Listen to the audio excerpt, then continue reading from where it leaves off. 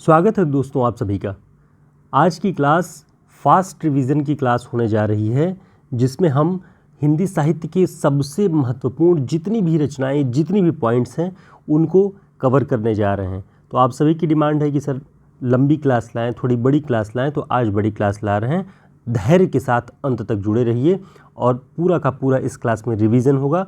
फिर हम next videos में कुछ नए टॉपिक्स के बारे में पढ़ेंगे। तो आज इस रिवीजन से जुड़िए, चैनल को सब्सक्राइब करिए और वीडियो को लाइक कर दीजिए। शुरुआत करते हैं। अधूरी पृथ्वीराज रासो को किसने पूर्ण किया? सही उत्तर है जल्हड़ ने। नारी विमर्श पर लिखने वाली प्रथम लेखिका बंग महिला। अरुण यह मधुमय देश हमारा, इस पंक्ति के रचयिता कौन है? जयशंकर प्रसाद। कहाँ करुणानिधि केशव सोए, पंक्ति के लेखक कौन हैं? भारतेंदु हरिश्चंद्र। कीरति भनीति भूति भली सोई, किसकी पंक्ति है? तुलसीदास जी की। संतन को कहाँ सिकरी सो काम, किसकी पंक्ति है? कुंभन दास की। और कुंभन दास जी ने ये पंक्ति कब लिखी? अकबर ने जब इन्हें आदेश देकर फतेहपुर सिकरी बुलाया, तब उसकी पीड़ा को उन्होंने प्रकट किया कि संतन को कहाँ सिकरी सो काम।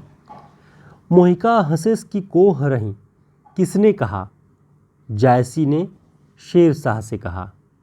मैं पुन निज गुरु सन सुनी, कथा सो सूकर खेत, यह कथन किस कवि का है? तुलसीदास जी का। कभी कुछ ऐसी तान सुनाओ जिससे उथल पुथल मच जाए, इस पंक्ति के रचयिता कौन है? बालकृष्ण शर्मा नवीन। साहित्य जनता की चित्रवृत्ति का संचित प्रतिबिंब है, इस पंक्ति के लेखक कौन है? आचार्य रामचंद्र शुक्ल। शुक्ल जी लिखते हैं कि साहित्य जनता की चित्तवृत्ति का संचित प्रतिबिंब है। हल्दी घाटी नामक प्रबंध काव्य के रचयिता कौन है? श्याम नारायण पांडे। ध्यान रखिए, हल्दी घाटी प्रबंध काव्य, इसके रचयिता कौन है? श्याम नारायण पांडे जी। आगे देखते हैं। भक्ति आंदोलन भारतीय चिंताधारा का स्वाभाविक विकास है, यह कथन किसका है? यह कथन है आचार्य हजारी प्रसाद द्विवेदी जी का। वो कहते हैं कि भारतीय चिंताधारा का स्वाभाविक विकास है भक्ति आंदोलन, तो इसे ध्यान रखिए। भाषा की समास शक्ति और कल्पना की समाहार शक्ति का सर्वाधिक प्रयोग बिहारी में दिखाई पड़ता है, यह कथन किसका है? आचार्य शुक्ल का। ठीक, कि भाषा में जो समास की शक्ति हो सकती है और कल्पना में बहुत सारे तत्वों के समाहार की जो शक्ति हो सकती है, उन सब का सर्वाधिक प्रयोग बिहारी में दिखाई पड़ता है, शुक्ल जी कहते हैं। निबंध को स्वाधीन चिंता की उपज किस विद्वान ने कहा है? हजारी प्रसाद द्विवेदी जी ने। उन्होंने कहा कि निबंध स्वाधीन चिंता की उपज होता है। यदि गद्य कवियों या लेखकों की कसौटी है, तो निबंध गद्य की कसौटी है। भाषा की पूर्ण शक्ति का विकास निबंधों में ही अधिक संभव है, यह कथन किसका है? यह कथन है आचार्य रामचंद्र शुक्ल जी का। ठीक, सारे बहुत इंपॉर्टेंट क्वेश्चंस हैं, सारे इंपॉर्टेंट पॉइंट्स हैं, आप इन्हें ध्यान रखिएगा ताकि परीक्षाओं में त्रुटियां न हो। और आप इन सारे पॉइंट्स को एक जगह अगर लेना चाहते हैं, तो हमारे जो हिंदी साहित्य के शॉर्ट नोट नाम से बुक है, आप उसके PDF को ले सकते हैं, और आप चाहें तो अपने पते पर प्रिंट बुक को भी ऑर्डर कर सकते हैं हमारे इस नंबर पे संपर्क करके। लगभग जितनी इंपॉर्टेंट चीज़ें, one liner question, objective practice set और हिंदी साहित्य के आदिकाल, भक्तिकाल, रीतिकाल, मध्यकाल, सब पे आधारित ये हमारा शॉर्ट नोट्स आपके लिए बहुत उपयोगी होगा। पूरा का पूरा एक जगह कलेक्शन है, इससे आपको सुविधा होगी। अगला प्रश्न है, भारतवर्ष का लोकनायक वही हो सकता है जो समन्वय करने का अपार धैर्य लेकर आया हो। कौन हो सकता है लोकनायक भारतवर्ष का जो समन्वय करने का अपार धैर्य लेकर आया हो? उनका सारा काव्य ही समन्वय की विराट चेष्टा है, यह कथन किसका है? डॉक्टर हजारी प्रसाद द्विवेदी, आचार्य हजारी प्रसाद द्विवेदी जी। ये तुलसीदास के बारे में लिखते हैं। कुटज क्या केवल जी रहा है, वह दूसरे के द्वार पर भीख मांगने नहीं जाता। ये पंक्तियाँ किस निबंधकार की हैं? ये हजारी प्रसाद द्विवेदी जी के निबंध कुटज से हैं। जिसमें कुटच को एक जिजीविषा का एक स्रोत बताया है कि जो अपने जीने के लिए पत्थरों चट्टानों की को तोड़ करके पाताल से अपने लिए रस सिंचित कर लेता है। ठीक, ये उस निबंध से है। बैर क्रोध का आचार्य मुरब्बा है। यह पंक्ति किसकी है? यह पंक्ति आचार्य रामचंद्र शुक्ल जी की है, क्रोध निबंध से है। ठीक, आचार्य शुक्ल ने कवि केशव दास को क्या कहा है? उन्होंने उन्हें कठिन काव्य का प्रेत कहा है, केशव दास को। नाट्यशास्त्र में संकलन त्रय क्या है? संकलन त्रय का नाम आप लोगों ने बहुत सुना होगा। नाट्यशास्त्र के अंतर्गत इसका नाम आता है। कौन कौन सी चीज़ें हैं संकलन त्रय में? स्थान, काल और कथानक, 3 चीज़ें संकलन त्रय में हैं। नाटक के लिए रंगमंच होना चाहिए, रंगमंच के लिए नाटक नहीं। यह कथन किसका है? जयशंकर प्रसाद जी का। वो कहते हैं कि नाटक के लिए रंगमंच का निर्माण करना चाहिए, रंगमंच के लिए नाटक लिखने पे नाटक बेहतर नहीं हो सकता है। अगला पॉइंट है, कविता मनुष्य को स्वार्थ संबंधों के संकुचित घेरे से ऊपर ले जाती है।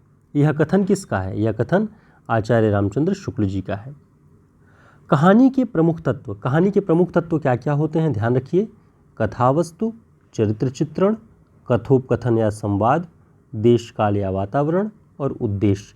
ये इतने तत्व, ये जो तत्व हैं ये कहानी के प्रमुख तत्व होते हैं, तो इन्हें आपको ध्यान में रखना है। हिंदी को आर्य भाषा का दर्जा देने वाले कौन थे? दयानंद सरस्वती जी। इन्होंने कहा कि हिंदी को आर्य भाषा का दर्जा दिया जाना चाहिए, इसके लिए उन्होंने बहुत आंदोलन भी किए। आचार्य रामचंद्र शुक्ल जी की रचना त्रिवेणी में किन 3 कवियों को शामिल किया गया है? वह थे जायसी, सूर और तुलसी। ठीक, इसे ध्यान रखिएगा, जायसी, सूर और तुलसी। अगला है, वह पथ बंधु था। यह किसकी रचना है? नरेश मेहता की। तो दोस्तों, एक पड़ाव हमने इस वीडियो का देखा हुआ है जिसमें हम वन लाइनर क्वेश्चंस, जिसमें हमने बहुत सारे तमाम तरह के जो कथन थे अलग अलग कवियों के बारे में, अलग अलग रचनाओं के बारे में, हमने उन्हें देखा। अगला हिस्सा जो है हमारा रचनाओं पर आधारित है, कौन सी रचना किसकी है, तो इसको हम देखेंगे। धैर्य बनाए रखिएगा, ऊबने की बात नहीं है। जहाँ से वीडियो को छोड़िए वहाँ से पॉइंट ध्यान में रखिए कि कितने मिनट और कितने सेकंड पर आपने वीडियो को छोड़ा है। बाद में फिर से रिवाइज़ करिए, बहुत इंपॉर्टेंट क्लास है। एक साथ इतना कलेक्शन आपको जल्दी नहीं मिलेगा जो इतनी ज़रूरी चीज़ें आपको एक साथ मिले। विज्ञान गीता, विज्ञान गीता किसकी रचना है? केशव दास की। प्रबोध पचासा किसकी रचना है? पद्माकर की। पाल गोमरा का स्कूटर, दरियाई घोड़ा और तिरिच, ये किसकी कहानियाँ हैं? उदय प्रकाश की। ये सब उत्तर आधुनिक विमर्शों के अंतर्गत इनकी कहानियाँ आती हैं, ये ध्यान रखिएगा। कभी भी पूछे कि निम्न में से किस कथाकार की कहानियाँ उत्तर आधुनिक विमर्शों के अंतर्गत हैं, तो उदय प्रकाश जी की। अंजो दीदी नाम का एक नाटक है, वो किसका है? उपेंद्र नाथ अश्क जी का। झीनी झीनी बीनी चदरिया, अब्दुल बिस्मिल्लाह जी की रचना है।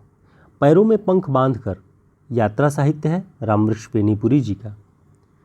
हिंदी साहित्य का अतीत, विश्वनाथ प्रसाद मिश्र जी ने लिखा। अंगद पैज, ईश्वरदास जी ने। लक्ष्मीपुरा, जिसे हिंदी का पहला रिपोर्टाज माना जाता है, उसके लेखक कौन हैं? शिवदान सिंह चौहान। दोस्तों, आप ज़रूरी समझिए, आपके लिए उपयोगी हो तो ये सारे कलेक्शन हमारे इस नोट्स में मिल जाएंगे, जो कि पूरे 150 पेज का है। आप प्रिंट या PDF दोनों जो भी चाहें ले सकते हैं हमारे इस नंबर पर संपर्क करके, ताकि एक जगह कलेक्ट करके आप इन परीक्षाओं के समय रिवाइज़ कर सकें। परीक्षाओं के समय 20 तरह की किताबें अगर आप सामने रख के रिवाइज़ करेंगे तो बहुत मुश्किल होता है। एक कोई नोट्स हो जिनसे आप दोहरा सकें, दोहरा के परीक्षा देने जा सकें, वो ज़्यादा ज़रूरी होता है। आगे देखते हैं रचनाओं के क्रम में। साखी और मछली घर किसकी रचना है? विजय देव नारायण शाही। संपत्ति शास्त्र निबंध किसका है? आचार्य महावीर प्रसाद द्विवेदी जी का। अर्धकथानक किस विधा की रचना है? ये बनारसी दास चतुर्वेदी जी की आत्मकथा है। ठीक। बकरी, बकरी नाटक किसका है? सर्वेश्वर दयाल सक्सेना का। अकाल पुरुष गांधी, ये जीवनी है, जैनेन्द्र जी ने लिखा हुआ है गांधी जी का अकाल पुरुष गांधी। दूसरी परंपरा की खोज, ये आलोचना विधा की पुस्तक है, डॉक्टर नामवर सिंह ने इसे लिखा है। शिवशंभू के चिट्ठे ये निबंध है बालमुकुंद गुप्त जी का। ये अलग अलग प्रतियोगी परीक्षाओं में लगा हुआ है और आपने इसे ग्रेजुएशन के दौरान भी पढ़ा होगा, हाई स्कूल इंटर में भी पढ़ा होगा। कबीर परिचयी, कबीर परिचयी किसकी रचना है? अनंत दास जी की।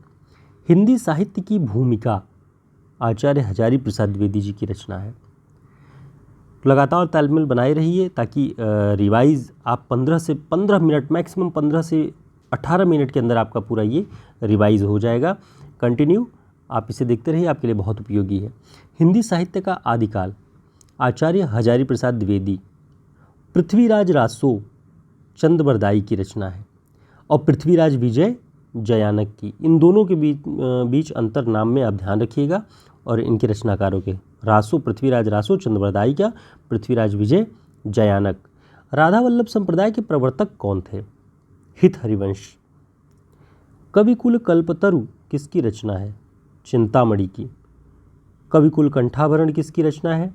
दुल्ह की। नाम दोनों सेम है, लगभग इससे कन्फ्यूज़न होता है। तो कविकुल कल्पतरु की बात आएगी तो चिंतामणि जी, कुल कंठाभरण आएगा तो दुल्ह, और सरस्वती कंठाभरण आएगा तो भोजराज। रसराज और ललित ललाम किसकी रचना है?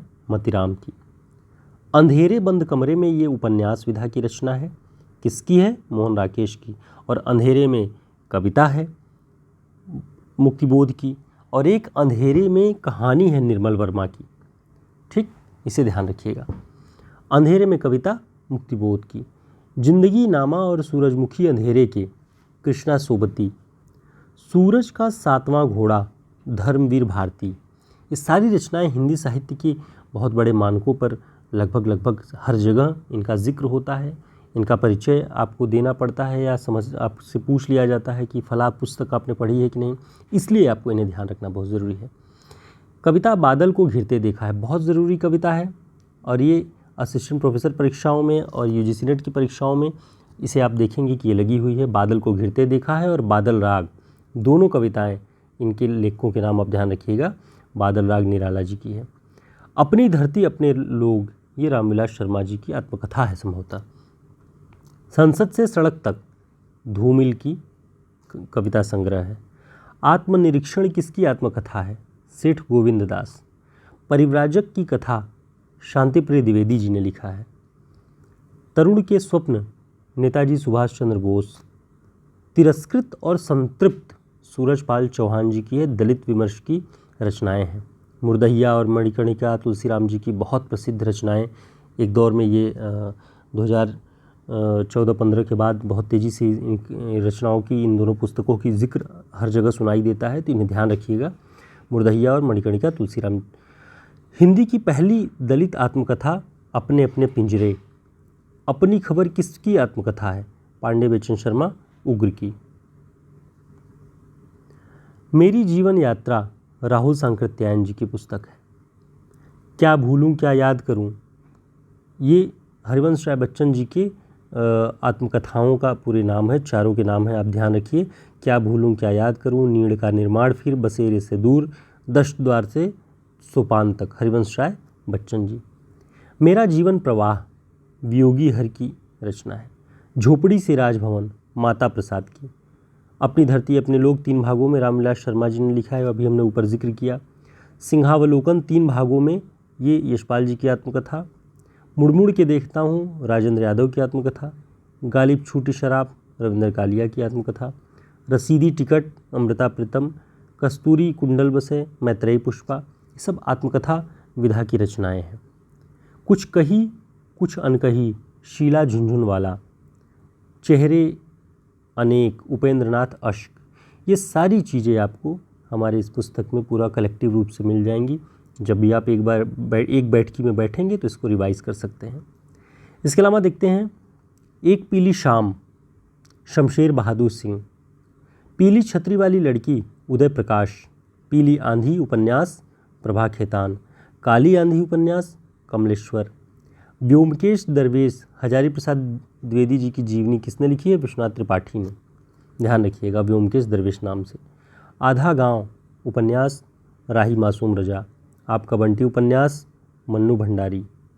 जिंदगी और जोंक अमरकांत की रचना है। फूलों का कुर्ता यशपाल, यही सच है मन्नू भंडारी की कहानी। घुमक्कड़ शास्त्र यात्रा साहित्य की पुस्तक है राहुल सांकृत्यायन जी की, ध्यान रखिएगा इसे। आगे देखते हैं, रास पंचाध्यायी किसकी रचना है? नंददास जी की। हिंदी में लोक जागरण की अवधारणा किस आलोचक की है? रामविलास शर्मा जी की। प्रयोगवाद शब्द का सर्वप्रथम प्रयोग, देखिए प्रयोगवाद के प्रवर्तक तो अज्ञे जी का नाम आता है, लेकिन इस शब्द का सबसे पहले प्रयोग किसने किया पत्र पत्रिकाओं में? नंदुलारे वाजपेयी जी ने। पद्मावत में रतन सेन किसका प्रतीक है? मन का।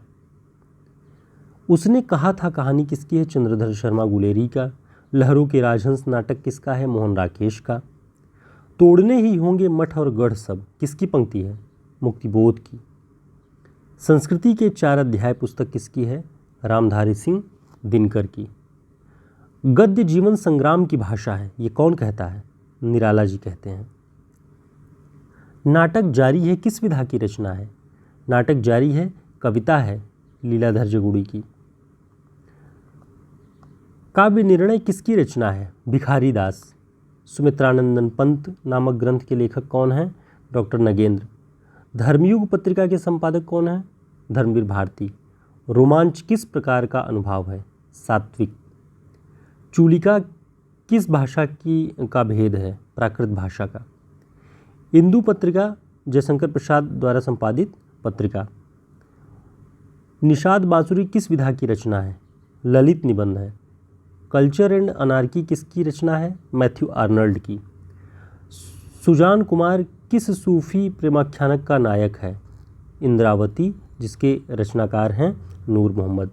तो दोस्तों, आप देख रहे थे हिंदी साहित्य की रचनाओं और पंक्तियों और साथ ही साथ महत्वपूर्ण अन्य तथ्यों का एक फास्ट रिवीजन की क्लास हम देख रहे थे। हमने 17 मिनट में लगभग कम से कम 500 जो रचनाएं हैं उन सब का रिवीजन किया। उसके साथ महत्वपूर्ण तथ्यों को हमने पढ़ा, वन लाइनर प्रश्न पढ़े।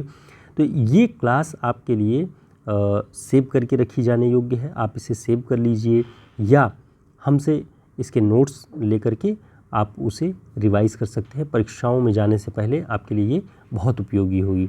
उम्मीद है आपके लिए ये अच्छा लगा होगा। आपको ये हमारे चैनल को सब्सक्राइब करिए, वीडियो को लाइक कर दीजिएगा। फिर एक ऐसे ही फास्ट रिवीजन की क्लास में आपसे जल्द ही मिलेंगे। तब तक के लिए नमस्कार।